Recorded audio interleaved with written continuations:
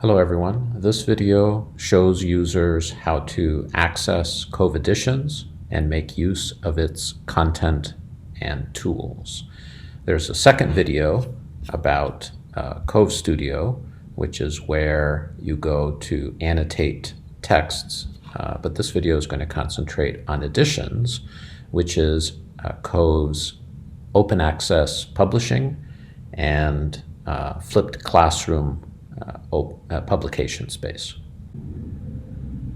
There are two parts to this video. The first part is oriented especially to students, showing you how to quickly join a class and add content to collective projects. The second half of the video is oriented more to teachers, showing you how to build a group, a classroom, and a collective resource. So students, in order to gain access to COVE Editions, you need to log in. If you have not yet paid for access, we charge just $10, which is a nonprofit to help support the initiative. You simply click on Not a NAVSA Member. You're taken to this page. You can click here for COVE only access, and again, 1 year is just $10. After you pay that amount, you receive a login and password so that you can access COVE Editions. At that point, you need to return to covecollective.org and log in. Specifically, log in with NAVSA. Once you have logged in, your name appears at the top right here. Click on your name in order to access your dashboard. I have a lot of groups because I've been using these tools for a long time. Your page will be a little more blank here. And to join a class, you need only look for it. If it's been recently created, it'll appear at the top here. Otherwise, type in the name that hopefully your professor has told you to look for. Once you've joined the class, you will be asked whether you're fine with having content made available, open access to the world if your class is open to everyone. Some classes may be private. You always have the option, even if you say yes, to keep any content you add to your group private, and that is part of the form that you fill out with each element that you add to a class's timeline or map or gallery. Once you've joined a class, you'll see a page like this one. This is my class from fall 2020. As you join, your name will appear here among the participants, and any collective projects are going to be listed here under galleries, timelines, and maps. Do not click on Create Timeline, Create Map unless you've been told to do so by your teacher, since this creates a new collective project that then appears here. In order to contribute to a group project like these, you need only click on the relevant resource.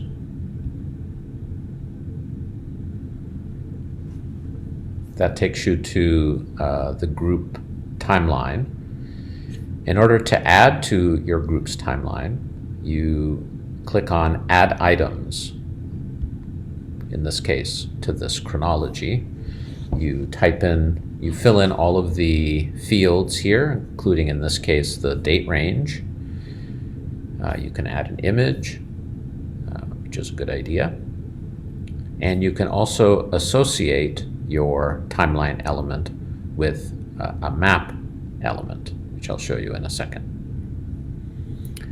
After you save, your timeline element is added to the collective resource. As you'll see, each of these collective resources has the same mechanism and a very similar looking form, although each is a little different. For example, the map tool allows you to search for a location that you can then add to to your map. You can use find in order to locate the specific geographical location. This is the location of Purdue University where I work, for example. You can, again, associate a map element with a timeline element. So if you have already created a timeline element, you can then find it here and associate it with your map element, and then press save. You can always return to your class by clicking here. Finally, the gallery, as you see, has a very similar interface for uploading images and adding a description of those images.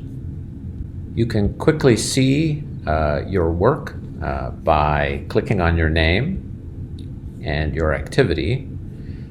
So any individual element that you may have added to a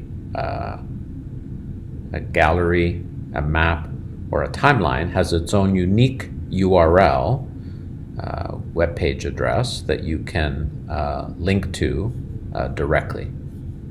As you see here, we have an element that's part of the collective timeline, but also exists by itself on this page.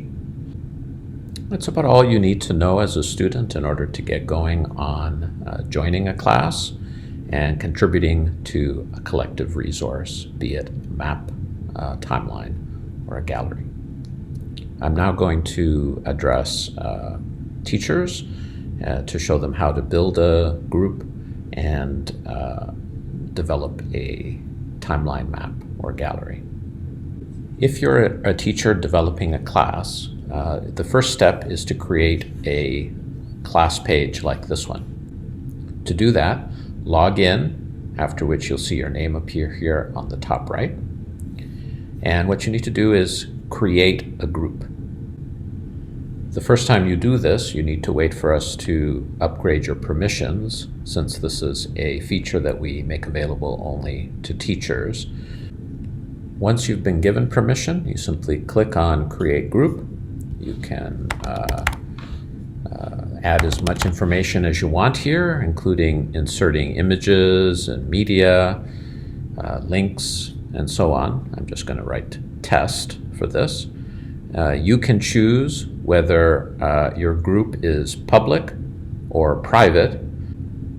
If you would like to keep your group private, I suggest that you email coveeditions@gmail.com, since there are additional steps you will need to take. Once you've created your group, save. As you see, there's an agreement to allow content to be open access, and students also are given this form to fill out. Having said that, students always have the ability to choose to have their content kept private just to the group which is listed here as your students sign up for your class. This is a bare bones version of a classroom. As you see, all I wrote was test for description. Once you create a map or a gallery or a timeline, those appear below here in galleries, timelines, and maps. The form for creating one is quite simple. It looks very similar to the form that you saw for uploading content. Might as well create one here. You can also very easily draw on existing content. So for example, let's say you're interested in Darwin.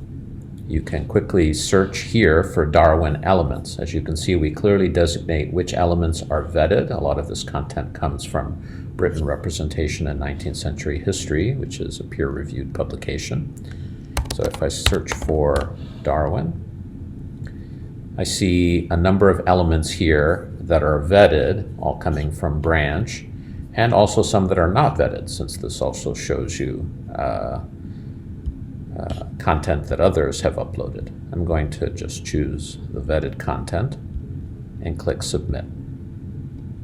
So those elements have now been added to my timeline. I'll save that.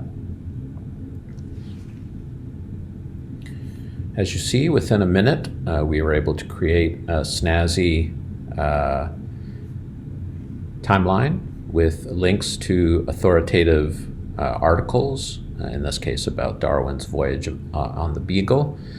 They've been already linked with maps that are relevant to that voyage. If you return to your class, you'll see that you now have that collective project, which we just called test here. Students, as they sign up, will appear here and will be able to click your collective resource and add items, their own items, their own contributions to your customized timeline by clicking here. I'll show you a completed class so you can see how you can transform this bare bones interface into a more snazzy looking course page. So here's one that has included images. Students have signed up. This was from a class on Leonardo da Vinci from spring 2020.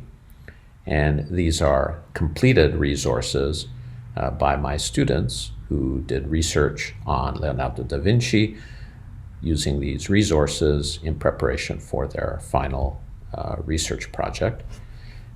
If you zoom in, you can see that these elements have been added by students.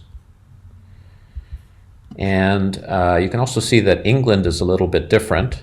That's because we have added a ordnance survey from the 1880s, so you can see what England looked like at that time. You can easily turn that on and off, so you can go between that layer and Google Map. If we return to our dashboard, we can see what a completed gallery also looks like. Again, this is all content that's been uploaded by students, and you can easily check each individual page tied to an element in the gallery. The student has linked the element with a map, as you can see, and a timeline element.